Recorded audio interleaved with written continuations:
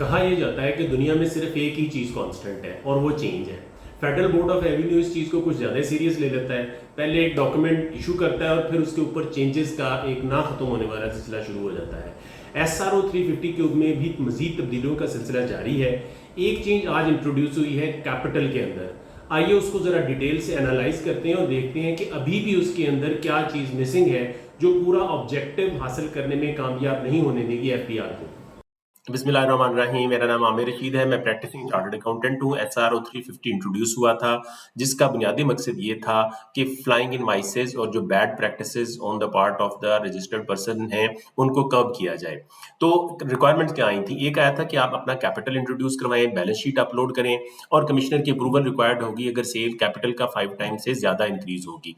ये इमर्ज कैसे हो रही हैं सारी चेंजेस? बैलेंस शीट का फॉर्म आ गया और जो लेटेस्ट अमेंडमेंट आई थी वो ये थी कि उसमें उन्होंने डिफाइन किया था कि कमिश्नर ये एक्सपेक्ट नहीं करता, ये डिपार्टमेंट ये एक्सपेक्ट नहीं करता कि आपको अपने बिजनेस के स्टेट ऑफ द अफेयर्स ही ना पता हो। तो कमिश्नर को ये पावर दी गई थी कि अगर ये कमिश्नर सेटिस्फाइड है कि उसने जो परचेजेस की हैं वो आउट ऑफ बैंक फाइनेंस की हैं या कुछ उसने परचेजेस क्रेडिट्स पे की हैं, यानी जिसको जनरली आप ये कहा जाता है कि किसी डायरेक्टर ने लोन दे दिया, बैंक लोन आ गया, ट्रेड पेएबल्स थे, तो अगर इन चीज़ों को से भी कमिश्नर सैटिस्फाइड है तो वो उसको 5 टाइम्स ऑफ द कैपिटल से अपनी सेल की अप्रूवल दे सकता है। इसको एक लीगल कवर दिया गया है ताकि इसमें देखा जाए कि ये कोई लीगल इशू अराइज ना हो। तो ये आज की अमेंडमेंट है। इसमें SRO ये कहता है कि जहां पे डिक्लेयर्ड बिजनेस कैपिटल था उसको हम रिप्लेस कर देंगे सम ऑफ कैपिटल एंड लायबिलिटीज से। देखें अब इसके अंदर इशू क्या है। हम बार बार एक चीज को बता रहे हैं कि आपको बैलेंस शीट को लेके चलना है। बैलेंस शीट एक टेक्निकल चीज होती है जिसमें एक साइड पे एसेट्स और एक साइड की लायबिलिटीज आ रही होती हैं।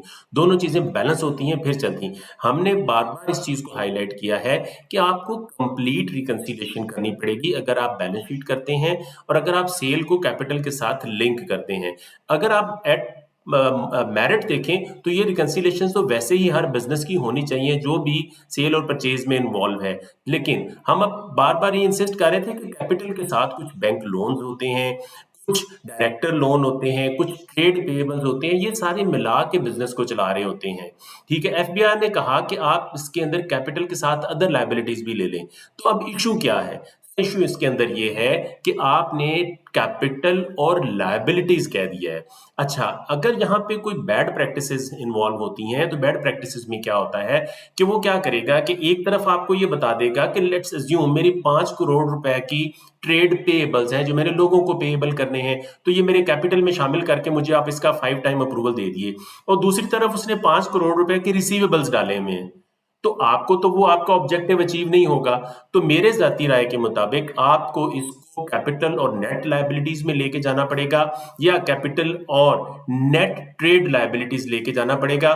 तब FBR अपना वो ऑब्जेक्टिव अचीव कर सकता है जिसमें ये बैड प्रैक्टिसेस को कर्ब कर सके।